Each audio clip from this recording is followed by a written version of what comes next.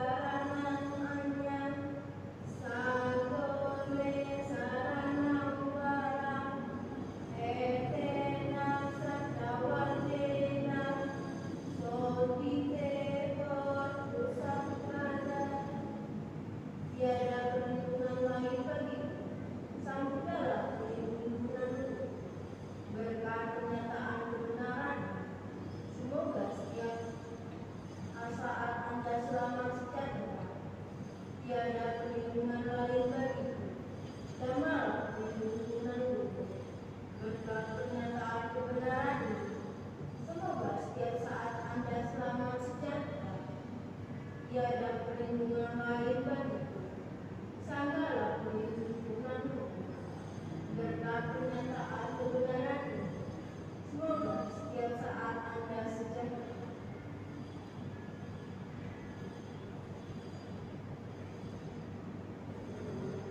Setelah membacakan kalimat-kalimat suci, marilah adik-adik kita akan mulai meditasi dengan objek pengetahuan.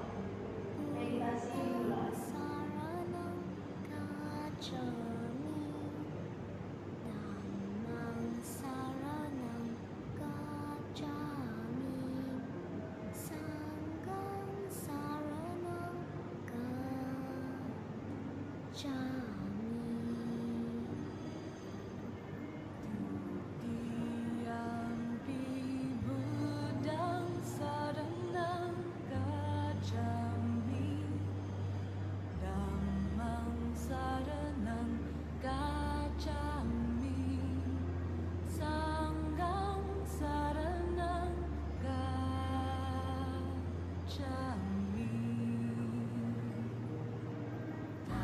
Di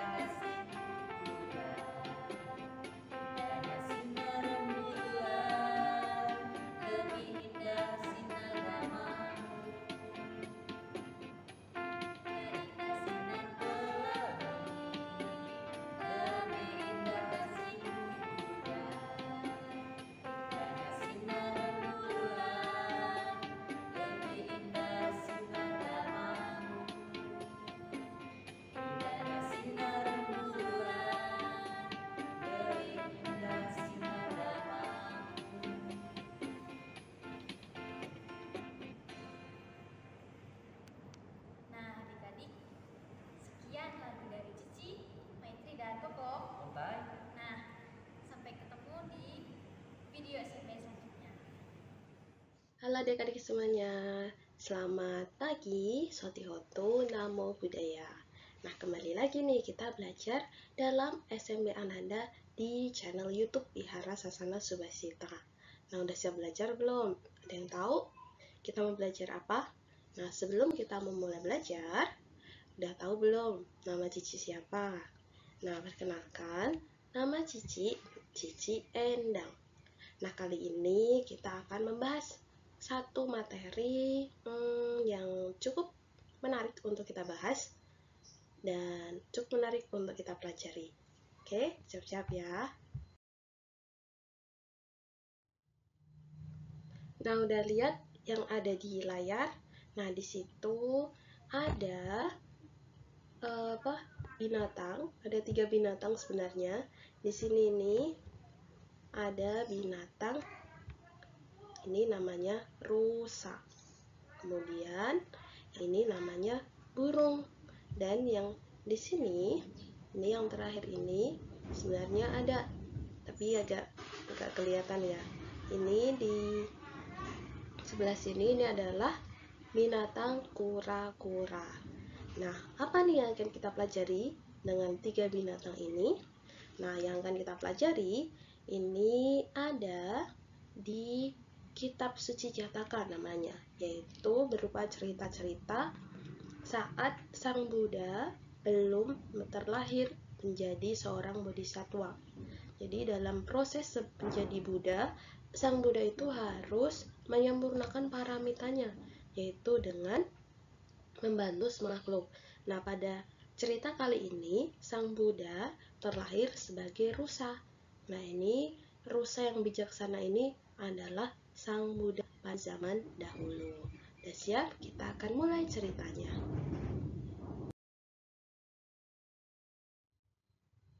Nah, jadi pada waktu itu Sang Buddha terlahir sebagai rusa.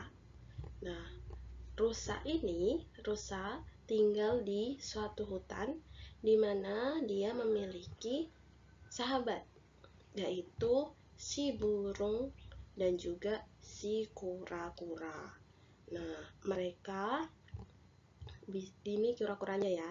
Jadi mereka bertiga itu bisa hidup dan tinggal bersama dengan akrab, sehingga mereka saling membantu dan juga saling berteman serta saling membutuhkan. Mereka bertiga hidup dengan tenang di hutan. Kemudian,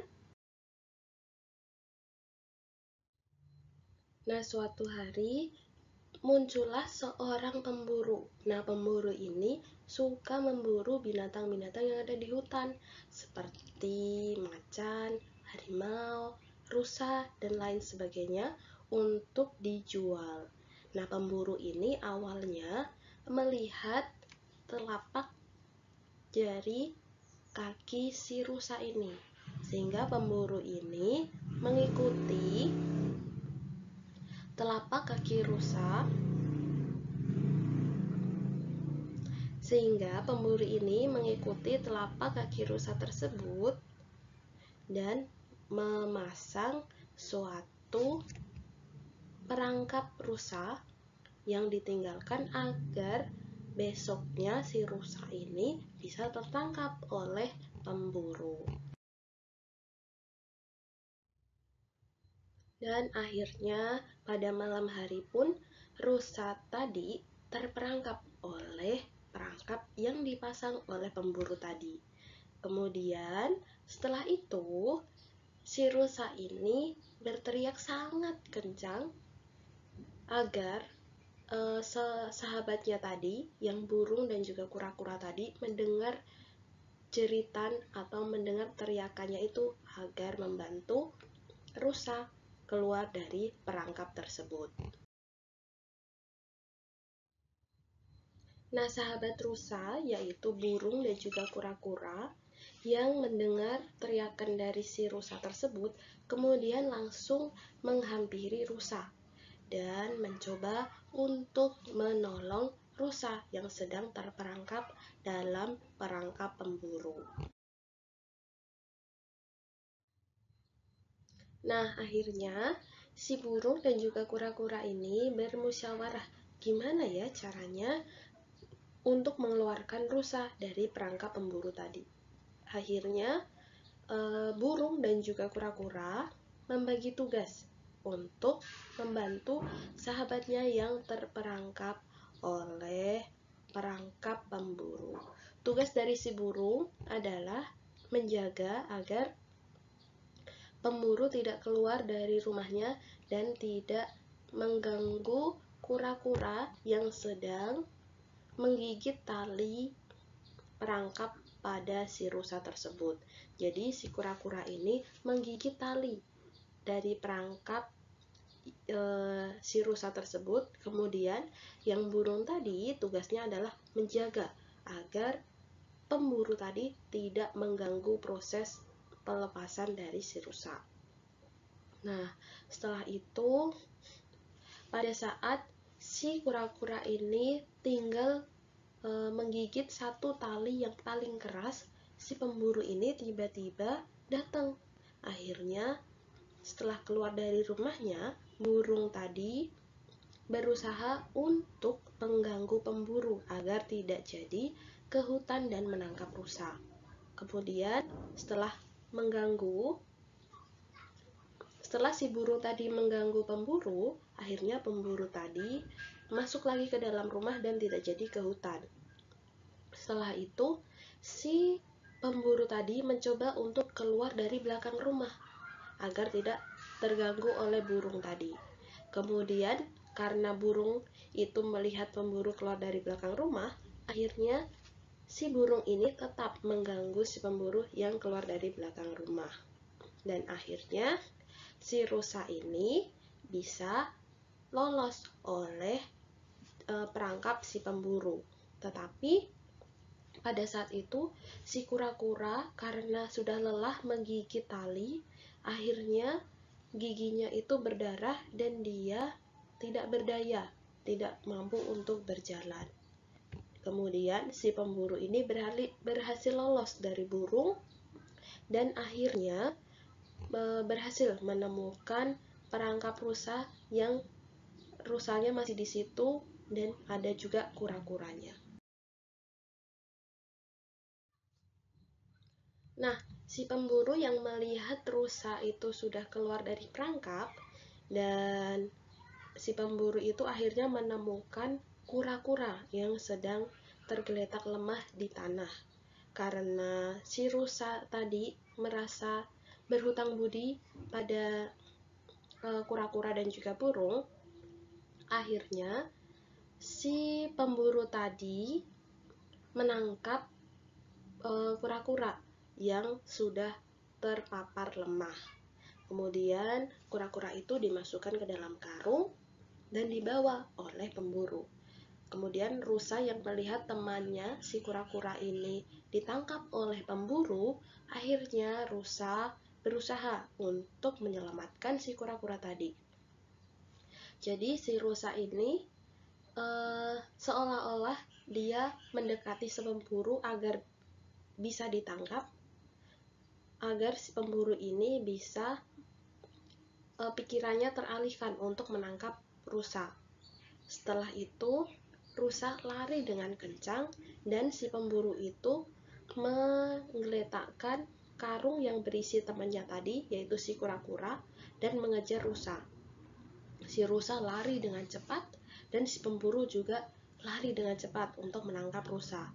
Akhirnya si rusa berhasil lolos dari pemburu dan kembali lagi untuk menyelamatkan si kura-kura tadi temannya. Jadi akhirnya kura-kura, rusa, dan juga burung bisa selamat dari pemburu dan bisa hidup dengan nyaman di hutan seperti sedia kala.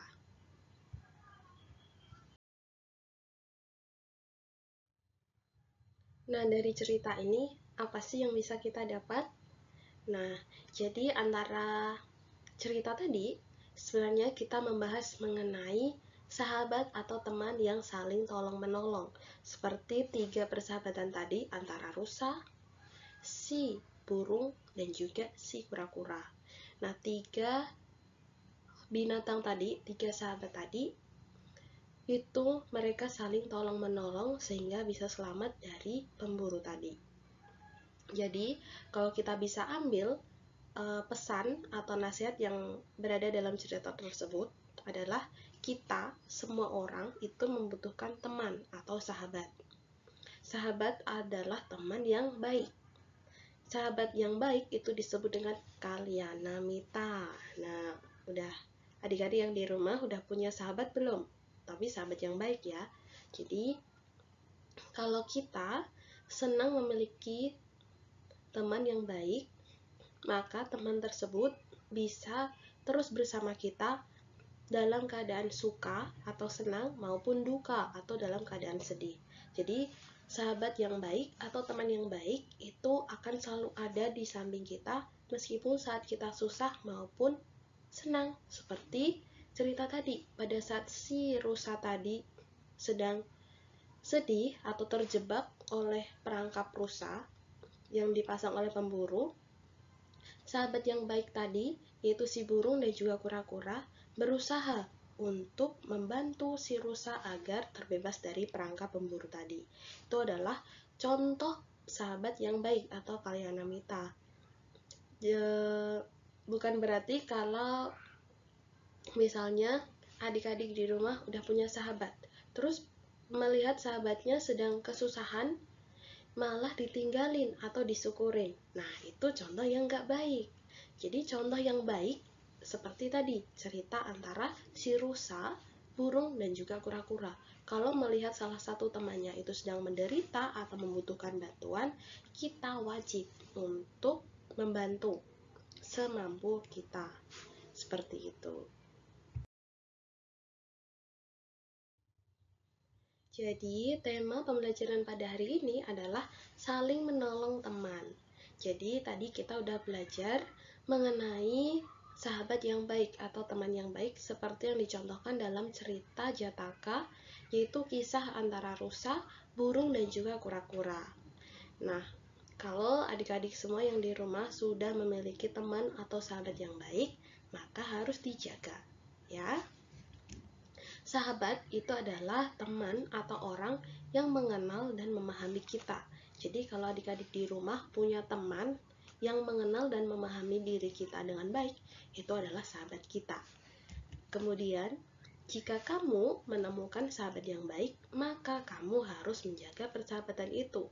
Jadi kalau adik-adik memiliki teman atau sahabat yang baik, yang mau menolong saat kita susah, itu berarti kita harus menjaga persahabatan itu agar tetap baik selamanya. Jadi kalau misalnya kita susah, maka teman kita yang baik ini akan menolong. Ketika teman baik kita ini sedang susah, maka kita juga wajib untuk menolong. Seperti itu. Itu namanya menjaga persahabatan. Sahabat itu adalah orang yang ada bersama kita di kala senang dan juga susah. Jadi kalau kita sedang senang, mereka ada. Ketika kita sedang sedih, mereka juga ada. Jadi, kadang perlu bagi kita untuk membagi mana teman yang baik dan teman yang kurang baik. Kalau kita melihat saat kita susah, biasanya untuk mencari teman itu lebih susah. Karena mereka tahu kalau kita sedang kesusahan dan tidak mau membantu. Tetapi kalau kita senang atau sedang bahagia, misalnya sedang dapat hadiah, duit banyak, maka biasanya teman itu mau bareng bersama kita karena kita memiliki sesuatu, yaitu berupa kesenangan. Dan akhirnya mereka mau bergabung sama kita karena kita sedang senang aja. Tapi ketika kita susah, kebanyakan orang itu menolak untuk mau bersama kita karena kita sedang kesusahan. Nah, jadi perlu bagi kita untuk memilah mana teman yang baik dan mana teman yang buruk. Kalau yang baik akan selalu ada meskipun kita susah maupun senang. Kalau yang buruk, ini datangnya kadang-kadang. Kalau kita lagi senang, biasanya mereka datang. Kalau kita lagi susah, mereka meninggalkan. Seperti itu. Kemudian, sahabat itu adalah orang yang suka memberi nasihat yang baik. Jadi ketika kita sedang berada di jalur yang salah, misalnya ada PR, kemudian kita tanya nih ke salah satu teman kita, PR-nya mengerjakan halaman ini kan? Terus teman ini bilang, iya halaman ini, padahal dia tahu sebenarnya halaman yang satunya lagi yang dikerjakan, tetapi dia nggak mau mengasih tahu. Nah, ini adalah nasihat yang kurang baik karena dia tidak memberi petunjuk atau nasihat kepada kita pada saat kita salah. Jadi contoh sahabat yang baik adalah ketika misalnya kita sedang bertanya nih, PR-nya yang dikerjakan halaman 5 kan? Kemudian si sahabat atau teman yang baik ini bilang, iya halaman 5, tetapi ada halaman lain juga, halaman 7 dan juga halaman 6 itu juga dikerjakan. Nah, teman atau sahabat yang suka memberikan nasihat, petunjuk, atau memberi masukan kepada kita ketika kita kurang benar atau salah, itu disebut dengan sahabat yang baik. Kemudian, sahabat itu suka memberikan perhatian kepada kita. Jadi, saling memberikan perhatian. Misalnya, kita sedang membutuhkan pensil. Sahabat yang baik ketika sahabat baik kita tahu kalau kita membutuhkan pensil, sebelum kita meminta tolong, dia sudah ada duluan. Nah, jadi mereka bersedia memberikan atau membantu kita meskipun kita belum meminta bantuan. Itu artinya sahabat itu memberikan perhatian yang baik kepada kita. Kemudian, yang bisa kita pelajari adalah kita harus bisa menjadi sahabat yang baik bagi orang lain atau teman kita. Jadi tidak selalu kita yang menuntut sahabat atau teman kita menjadi baik, tetapi kita atau diri kita sendiri juga harus menjadi baik terlebih dahulu agar bisa mendapat teman atau sahabat yang baik. Jadi kalau kita mendapat sahabat yang kurang baik, mungkin diri kita dulu yang perlu introspeksi, apakah kita yang salah atau teman kita yang salah? Apakah karena pengaruh kita yang buruk atau pengaruh teman kita yang buruk? Jadi, sebelum kita menuntut orang lain untuk menjadi baik, alangkah baiknya kita bisa membenahi diri kita sendiri untuk menjadi baik terlebih dahulu. Akhirnya kita bisa menemukan orang yang sama atau setara baiknya dengan diri kita. Jadi, enggak selalu kita menuntut orang lain menjadi baik terlebih dahulu pada kita, tetapi diri kita dahulu yang harus baik kepada orang. Akhirnya orang tersebut bisa baik kepada diri kita, ya. Nah, jadi itu aja materi pembelajaran kita hari ini. Semoga bermanfaat. Terima kasih sudah menonton. Apabila ada yang merasa senang dengan materi kali ini, silahkan di like dan juga komen ya di kolom YouTube. Oke, terima kasih atas perhatiannya.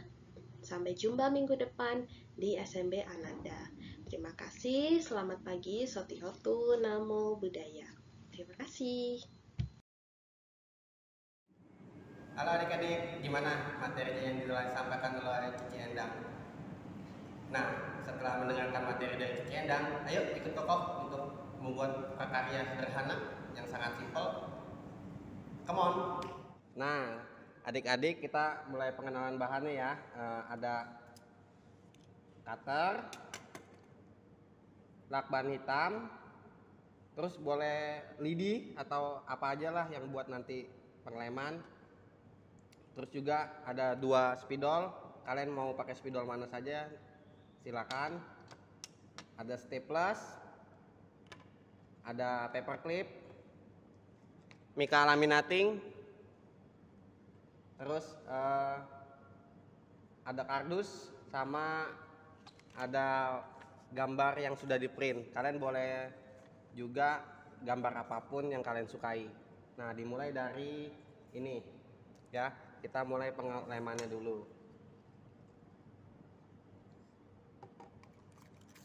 Kita mulai dilem.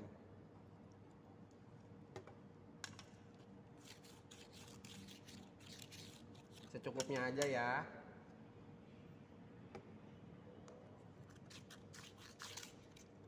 Sekedar nempel.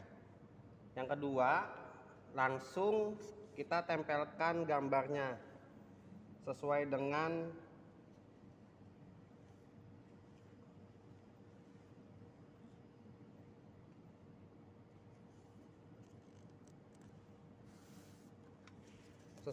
ukuran kardusnya. Lebihan juga nggak apa-apa. Nanti kan kita lem lagi dengan lakban hitam. Nah, setelah begini, setelah seperti ini ya, setelah seperti ini kita pakai mica laminating. Nah, kan mica laminating ini kan nggak bisa dilem ya. Nah, nggak bisa dilem, jadi kita staples.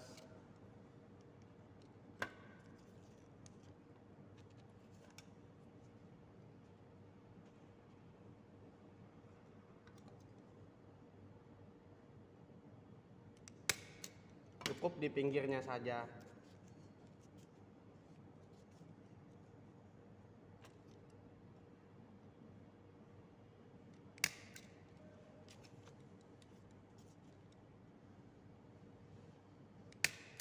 Untuk yang kelebihan bahan mikanya ini, kita bisa potong dengan cutter.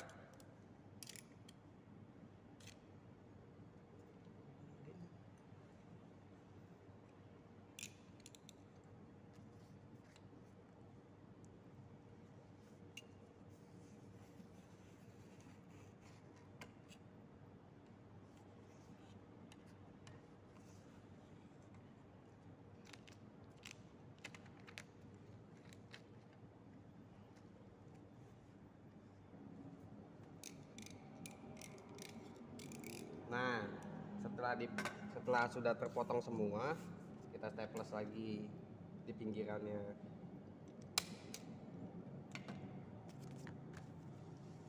Sebelum kita lakban pinggiran, kita bisa kok kasih tanda tangan di sini buat jadi karya kalian seperti itu. Nah, di sininya atau di tempat yang kosong.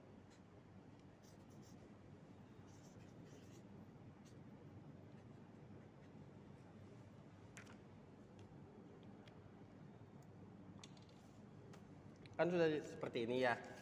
Jadi ini adalah tinggal proses terakhir, yaitu pemasangan lakban.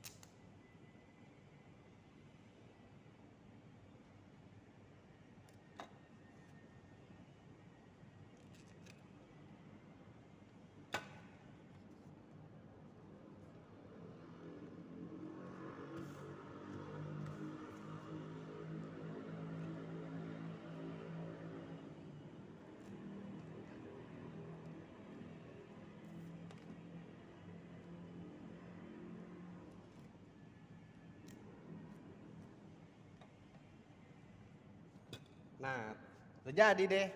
Jadi hasilnya seperti ini. Simpel kan? Jadi kalian bisa kerjakan di rumah juga dengan waktu yang tidak lama. Terus juga hasilnya juga cukup bagus. Ya. Tadi Koko juga di rumah juga sudah membuat yang lain. Jadi gitu. Jadi kita bisa pajang seperti ini. Bagus kan?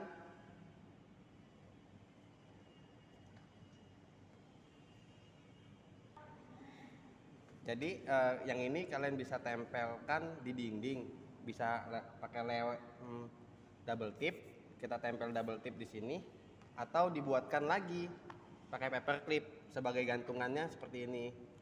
Jadi nanti kalian bisa pantek di dinding kalian pakai paku, terus juga ditempelkan seperti ini, seperti itu. Sudah jadi deh. Nah ini hasil karya kita pada minggu ini, gimana? Gampang kan? Kalau sudah jadi seperti ini, kalian bisa share di media sosial kalian. Jangan lupa tag Wihara Sasana Subasita di IG-nya. Mungkin sekian dari Koko. Koko ucapkan Satyotun Namo Buddhaya. Nah, gimana tadi materi dan prakaryanya yang disampaikan sama Ciendang dan Koko Putra. Tadi kan materi apa? Saling menolong teman. Nah itu kita harus bisa nih saling menolong teman. Karena nanti kita bakal juga ditolong sama teman kita kalau kita lagi kesusahan. Nah terus sama Koko Putra gimana? Bagus nggak? Dia tuh udah ganteng, pintar, bisa buat prakarya yang hebat. Nah makanya kalian harus sering-sering nih lihat SMB Ananda karena bakal ada prakarya-prakarya hebat lagi yang akan dikasih sama Cici dan Koko lainnya. Nah selanjutnya aku mohon pamit. Terima kasih untuk yang sudah nonton video ini, video SMB Ananda ini. Jangan lupa tonton terus setiap minggunya video-video SMB ini agar teman-teman tidak merasa bosan pas di hari Minggu. Nah sebelum itu